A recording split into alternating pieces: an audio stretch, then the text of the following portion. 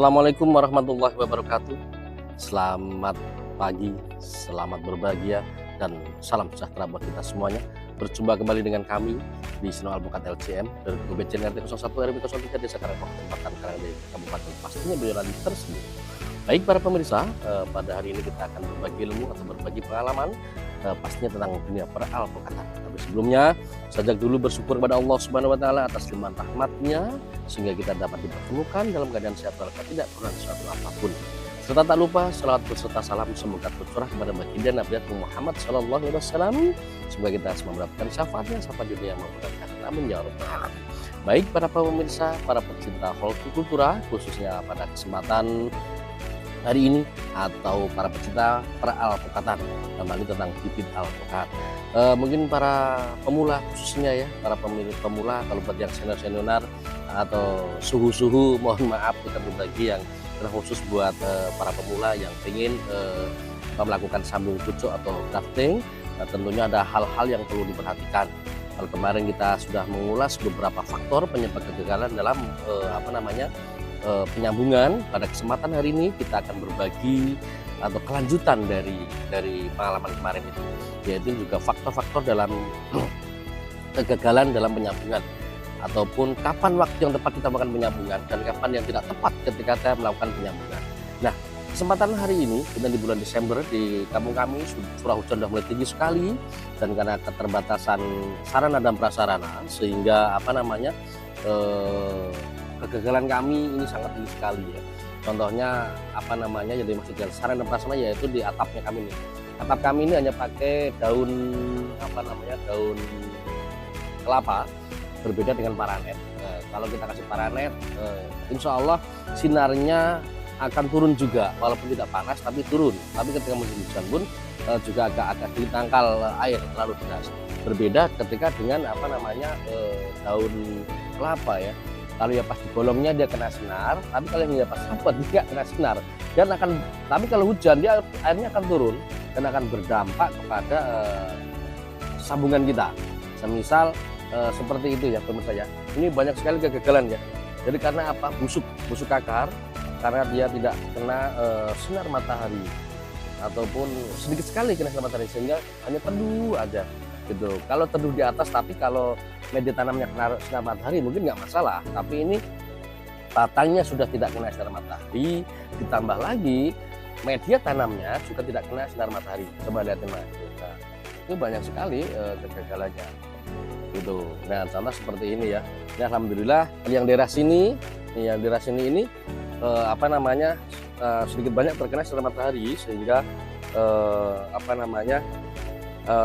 kecenderungan berhasil gitu. Dari sana mas kelihatan terang ya.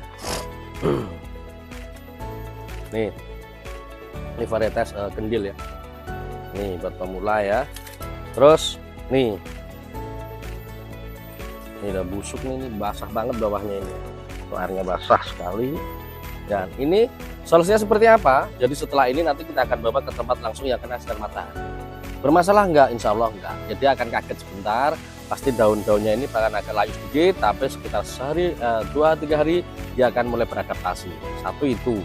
Yang kedua, kekurangan ketika kita di tempat yang sangat teduh sekali, tidak terkena sinar matahari, dampaknya seperti ini nih. Batangnya dia akan delejer. Ya, akan delejer, tidak tidak dari bawah itu mulai rimbun, tidak, tapi dia akan tinggi dulu nih.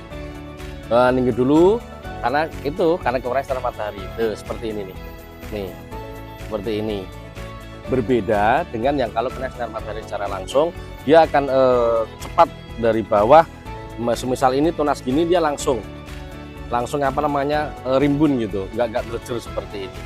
Jadi nanti kita bisa kasih tahu pemirsa ya, di mana yang kena sinar matahari langsung dan yang tidak kena sinar matahari, ataupun bahkan cenderung pengap, teduh sekali gitu dampaknya itu. Jadi pemirsa khususnya para pemula, para pecinta tanaman alpukat, jadi ini yang kita sampaikan pengalaman kami. Jadi ini harus kita pindah ke tempat yang panas gitu. Ya, kita pindah ke panas. Nah, ini dampak karena tidak kena sinar matahari. jadi panjang. Nah, ini mumpung yang masih seperti ini, memang sengaja ya kita tahan untuk kita berbagi pemirsa yang seperti ini. Ini kalau tidak kena sinar matahari juga akan blojor naik gitu. Makanya kesempatan ini langsung kita bawa ke tempat yang kena sinar matahari langsung, biar pemirsa nanti bisa membedakan mana yang kena matahari langsung dengan yang tidak kena sinar matahari, atau kecenderungan sangat teduh sekali. Langsung kita panas-panaskan gitu. Nah, dia perlu adaptasi. Nanti dia akan akan cenderung agak layu-layu sebentar, tapi insya Allah 2-3 hari dia akan normal. Ini contoh seperti ini.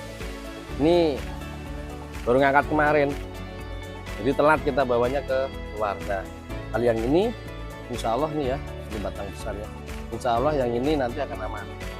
Dia kena matahari sudah. Nah, ini lihat ini pembedanya ya. Ini dari pendek sudah mulai bercabang, tapi yang tidak kena matahari blondor panjang begini. Nah, mungkin itu pemirsa ya. Kita ambil lagi. Jadi fungsinya itu. Jadi kalau tidak kena sinar matahari secara langsung, bawahnya itu basah, media tanamnya basah, bahkan cenderung nanti busuk akar dan dampaknya akan mati. Tapi kalau kena sinar matahari langsung, insya Allah aman, akan terkendali gitu.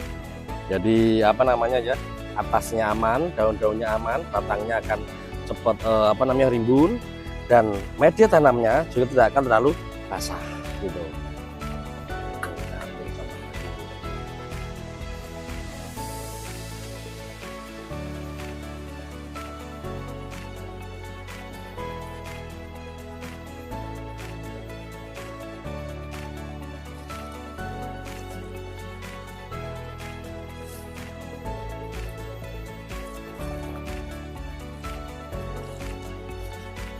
Nah, ini tidak perlu menunggu itu ya. Sebenarnya bagusnya sih kalau pas pucuknya itu udah tua, jadi dia aman kena matahari. Tapi kalau kita nunggu tua, karena situasinya itu redup, musim penghujan, jadi nanti lama, cenderung panjang. Jadi nggak apa-apa, langsung kita kasih sinar matahari secara langsung. Aman nggak? Insya Allah aman. Pengalaman kami seperti itu. Dan memang dianjurkan, disarankan ketika kita melakukan penyambungan itu jangan di musim penghujan gitu. Musimnya kapan? Ya sebelum musim penghujan lah, 2 bulan sebelum musim penghujan. Insya Allah kalau itu kita sudah melakukan mulai melakukan sambung pucuk, insya Allah itu akan lebih cenderung aman gitu. Tingkat keberhasilannya tinggi kalau kita di musim kemarau, dan kita akan bisa mengontrol kebutuhan air. Tapi ketika musim hujan, kita tidak akan bisa mengontrol kebutuhan air gitu. Karena kita langsung ke yang pembikin air, jadi ya kita nurut aja gitu. Kasih banyak ya alhamdulillah, kasih sedikit ya tetap alhamdulillah gitu. Ini pemeriksaan ya. Ini yang kita yang kita sambung dalam kondisi berhasil, tapi batangnya panjang-panjang tidak rimbun karena kekurangan sinar matahari gitu. Nah, mungkin itu pemirsa ya yang bisa kita bagikan pada kesempatan hari ini, yaitu intinya kapan waktu yang tepat untuk melakukan sambung pucuk. Usahakan jangan di musim penghujan ya toh. Kalau musim penghujan punya kecenderungan kegagalannya tinggi karena faktor terlalu basah media tanam itu pemirsa. Terus itu tadi sudah kita sampaikan bahwasanya yang sudah tumbuh tunas untuk entresnya segera dibawa ke tempat sinar matahari langsung. Kenapa? Kalau tidak kena sinar matahari secara langsung, nanti akan dampaknya seperti ini. Batangnya akan menjadi panjang dan tidak akan menjadi rimbun. Ini seperti ini. Ini karena telat kita bawa ke tempat matahari langsung. Mungkin itu pemirsa ya yang bisa kita sampaikan atau berbagi pengalaman kami tentang pembibitan, khususnya buat para saudara-saudaraku masih pemula. Semoga bermanfaat dan berkah buat semuanya. Jangan lupa dukung kami dengan cara subscribe, like, share, dan komen. Itu yang bisa kami sampaikan. Kami undur diri, mohon maaf lahir dan batin. Akhirul kalam, Assalamualaikum warahmatullahi wabarakatuh. Snowal Bukat LFCM, tetap semangat.